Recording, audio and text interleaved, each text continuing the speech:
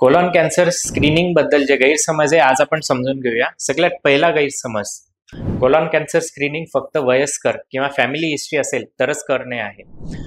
वयानुसार colon कॅन्सरची risk वाढते, पण तरुणांनाही हा कोलॉन कॅन्सर होण्याचे चान्सेस असतात। जर तुमचा आहार जे आहे ते असंतुलित असेल किंवा तुमची सिडेंटरी लाईफस्टाईल असेल किंवा तुम्हाला स्मोकिंग किंवा अल्कोहोल याची रिस्क आहे, तर तुम्हाला आतड्याचा कॅन्सर होऊ शकतो। त्याच्यामुळे स्क्रीनिंग जी आहे ती 45 वर्षाच्या पुढे रेग्युलरली रेकमेंडेड असते।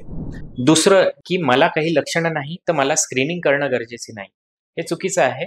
आतड्याचा कॅन्सर जो आहे तो सुरुवातीला काहीही लक्षणं देत नाही।